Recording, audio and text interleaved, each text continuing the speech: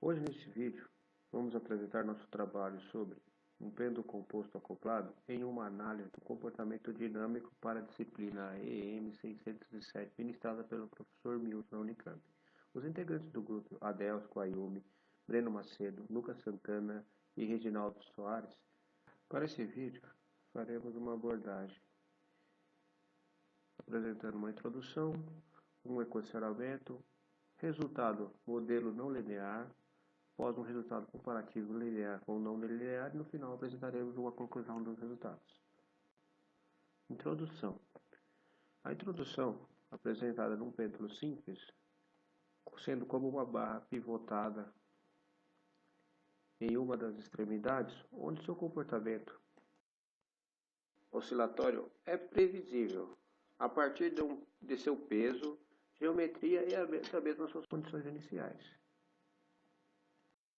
Conforme podemos observar no vídeo, para um pêndulo duplo, composto de duas barras pivotadas em sua extremidade, conhecido pelo comportamento caótico do movimento em seu pêndulo 2 devido às suas inércias, condições iniciais, para a obtenção do movimento oscilatório, modelo do estudo, composto por um pêndulo duplo, sendo o pêndulo 1 interligado a uma caixa onde definimos como uma gaiola e o seu pêndulo 2 está acoplado internamente dessa caixa através de elementos de molas e amortecedores, sendo pivotado entre as suas extremidades para o movimento de um pêndulo composto. Os ângulos adotados para esse trabalho seriam θ1 para o movimento do pêndulo 1 e θ2 para o movimento do pêndulo 2. O mesmo estará sendo abordado com um posicionamento relativo.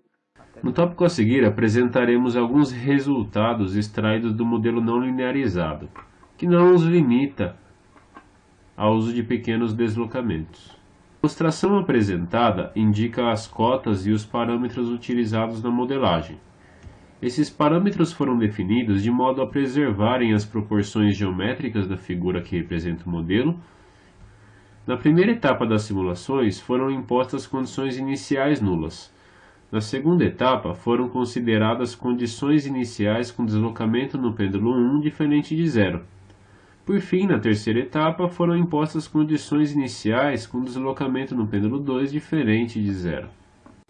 Como resultado da simulação da primeira etapa, onde foram impostas condições iniciais nulas, como esperado, o sistema permanece em sua posição de equilíbrio estático. Nenhum dos pêndulos se movimenta com o passar do tempo. Agora, na segunda etapa, mantidos os parâmetros previamente definidos, realizaremos algumas simulações variando o ângulo θ1 nas condições iniciais. Diferente do que ilustra a figura, o ângulo θ1 indica a posição instantânea do pêndulo 1 em relação a uma referência vertical. Quando aplicada a condição inicial de deslocamento no pêndulo 1 igual a 0,1 graus, podemos extrair alguns resultados interessantes. Verificam-se pequenas amplitudes de deslocamento e velocidade angular em ambos os pêndulos. O pêndulo 1, inicialmente ele parte com um ângulo positivo, devido à condição inicial imposta, e esse ângulo decresce nos primeiros instantes por causa que o pêndulo 1 se move no sentido horário, ou seja, o θ1 diminui. O ângulo θ2 inicialmente ele é nulo devido às condições iniciais impostas e ele aumenta nos primeiros instantes, pois o pêndulo 1 tem maior inércia e se move no sentido horário com maior velocidade. Percebe-se também uma perturbação na curva de deslocamento e velocidade angular do pêndulo 2 até aproximadamente uns 30-35 segundos devido à atuação dos amortecedores. A partir de então, o sistema se comporta praticamente como um sistema conservativo, onde o deslocamento do pêndulo 1 e do pêndulo 2 indica que ambos os pêndulos se movem em fase. Conforme aumentamos o deslocamento inicial imposto no pêndulo 1 de 0,1 para 1 grau, percebemos um aumento da amplitude do deslocamento e da velocidade de ambos os pêndulos. Entretanto, a característica das curvas se assemelham em muito àquelas já discutidas.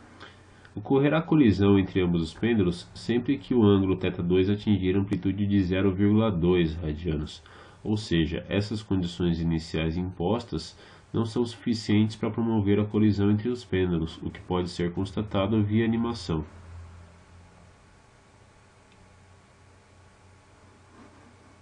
Em busca da colisão, aumentamos a condição inicial de deslocamento do pêndulo 1 de 1 grau para 31 graus e meio.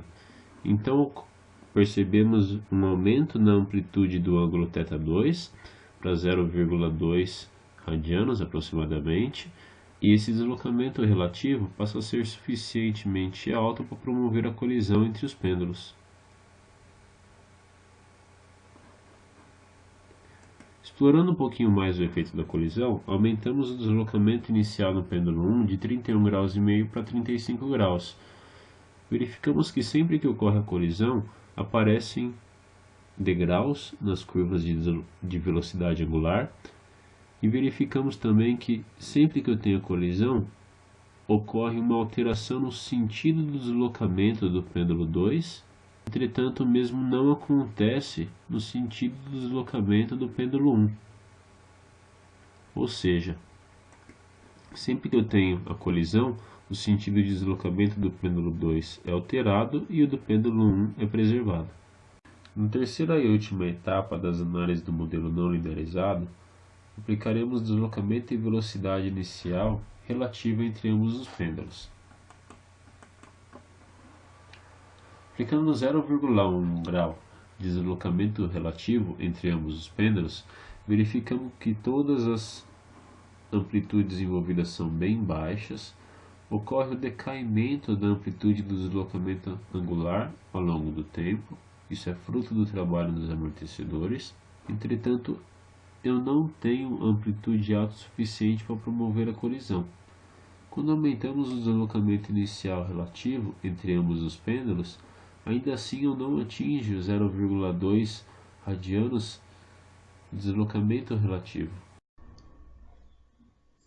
Nesse tópico, vamos abordar uma outra análise que nada mais é do que a comparação das respostas do nosso sistema não linearizado com as respostas obtidas quando as equações desse mesmo sistema estão linearizadas. Essa análise é fazermos uma avaliação das nossas equações de movimento não lineares, uma vez que, quando comparado ambas as respostas, não se espera grandes diferenças, considerando pequenos ângulos de deslocamento inicial de até 5 graus, basicamente. Nessa análise, estamos considerando apenas condições iniciais de deslocamento no pêndulo 2, e em ângulos pequenos, e sem aplicação de velocidade inicial. Neste gráfico, retirado de uma das iterações que fizemos, estão sobrepostas as respostas para o sistema não linear em vermelho e o sistema linear em azul. Nesse slide, que especificamente está mostrando o deslocamento e a velocidade do pêndulo 1, podemos ainda identificar a amplitude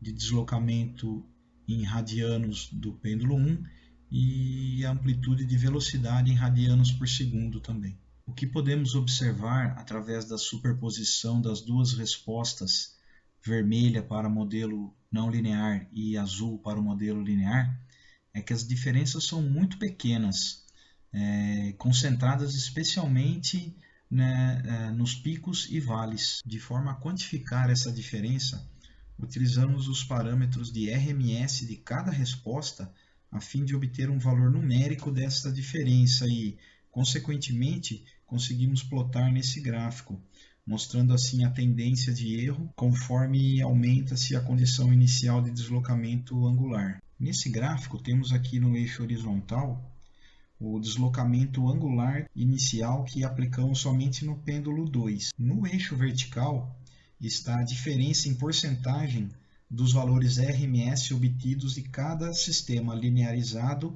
e não linearizado. A curva azul representa a diferença observada entre os modelos linearizado e não linearizado para o pêndulo 1, e a curva vermelha representa essa mesma diferença para o pêndulo 2. Nota-se que, na medida em que se aumenta o deslocamento inicial no pêndulo 2, ou seja, fazendo o sistema oscilar com amplitudes maiores, tem-se uma diferença percentual do valor do RMS cada vez maior, alcançando 2,5% para o pêndulo 1 aos 10 graus de deslocamento inicial do pêndulo 2. Estas curvas crescentes estão de acordo com o que se esperava, pois quanto maior a oscilação do sistema, maior a diferença de resultados entre os modelos não linearizado e linearizado. Conclusão.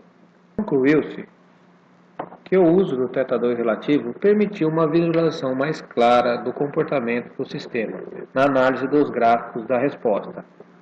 Por fim, pode-se notar, devido ao acoplamento por elementos de molas e amortecedores entre os pêndulos, o movimento que outrora era caótico sem esses elementos passa a ser estável, a partir de um certo instante de tempo, para as condições iniciais utilizadas nesse trabalho.